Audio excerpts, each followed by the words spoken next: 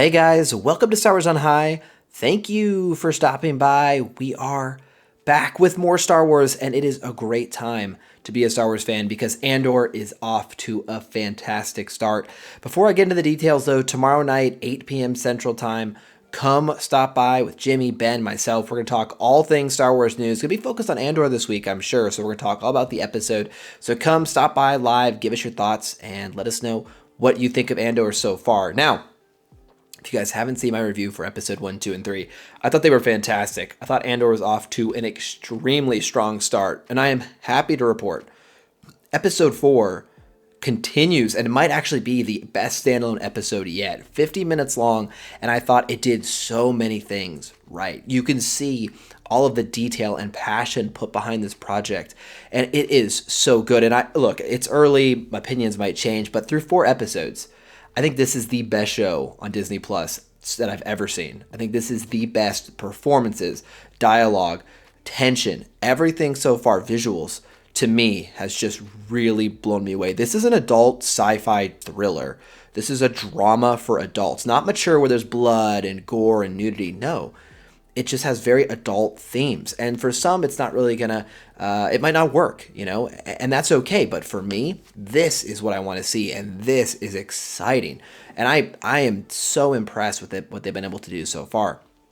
Now, what does episode 4 do so well? First of all, Coruscant is amazing to see. And what's really, really cool about this look of Coruscant is this underlying tension. I'm going to say that word so many times in this review, but it's there. You can feel how on edge everyone is, how much it's like a spy thriller in this regard. There's constantly worried about being watched and the surveillance. There's this amazing scene with Mon Mothma and Luthen in the artifact store as they try to, pretend to be shopping but having secret dialogue. There's amazing, cool Easter eggs in that artifact in the museum, right? There's so many cool things there, right? But that doesn't make the scene. The scene is great without any of those fun little Easter eggs for us Star Wars fans, and Jimmy's gonna make a video breaking those down. But the tension is there. The what's happening? Who's listening? What's our driver doing? All of these questions, just so good, and it just shows you what this show is doing so different from what we've seen before. The music continues to be fresh and exciting. There's 2 very distinct vibes to me. There's this spy thriller, almost 70s style, and then there's also almost like a war vibe, a World War II film kind of vibe. We see that especially at the outpost of the camp with this renegade crew who are going to go and try to steal a whole payroll, which is a really fun setup. We're gonna have a heist coming in the future.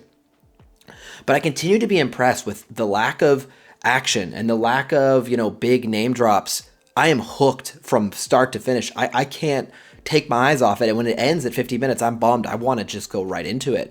And I didn't expect this from Andor. I thought Andor would be a more mature Star Wars show. I thought I would go into cool rebellion themes. I didn't expect for it to feel so fresh. And I know I'm gushing about it, but I'm that impressed with the first 4 episodes. And of course, things can change. And by the time we're at episode 12, I might have a completely different perspective. But the acting on display here, Diego Luna, he does so much performance with his just body language and eyes.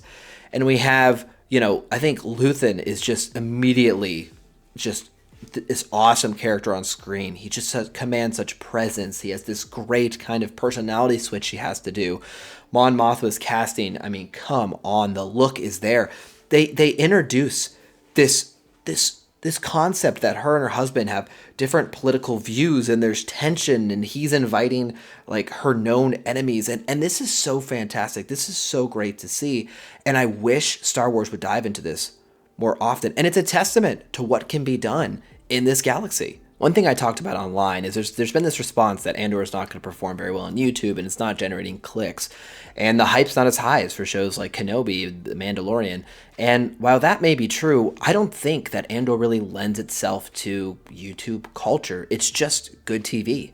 It's just good, tension-filled drama that, why there's fun little Easter eggs, and we're going to talk about those. There's not these big character reveals and this huge Vader versus Obi-Wan confrontation building. There's nothing like that here.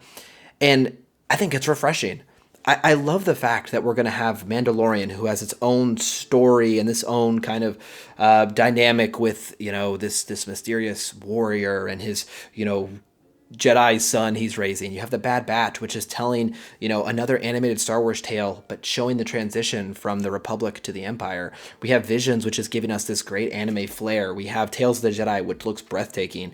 We have shows like Kenobi that give us huge fan service moments and character returns. We have Ahsoka.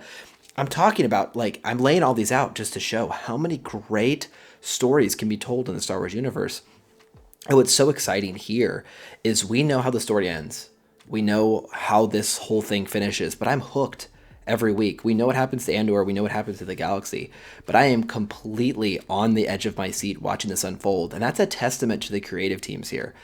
And I don't know what more to say. I mean, this show to me is an absolute win. If I was giving numbers, it's an A+. It's a 9 out of 10. It's everything I could have hoped for this show. And it goes to show me, I was not that excited when this show was announced, but just goes to, these directors had a vision. This creative team had a vision. And I just finished the episode. I watched the episode. I come right here. I hit record because I want you guys to have my raw thoughts, just because I think that's kind of the fun, right? It's like getting out of the theater with your friends.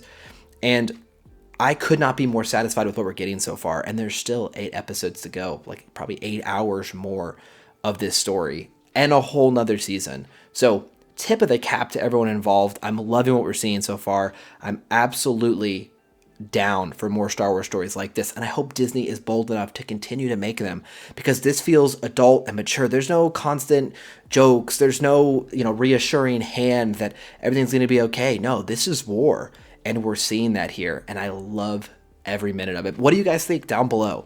I'm sure Andor will not be for everyone, but it certainly is for me. And again, stop by tomorrow night, check out the live stream, and you can tell us real time. You can debate with me why it's terrible, why it's great. So far, it seems the internet really likes it. It doesn't seem to be generating the crazy clicks, but again, I just don't think it's going to do that. I don't think it's a show built for the kind of YouTube culture, grab a reaction clip, grab a snippet here, crazy theory. We love doing those, but this show is just not going to produce a lot of that content. So we appreciate all your support. It's a great time to be a Star Wars fan. More High Republic returns next week. Tales of the Jedi in October.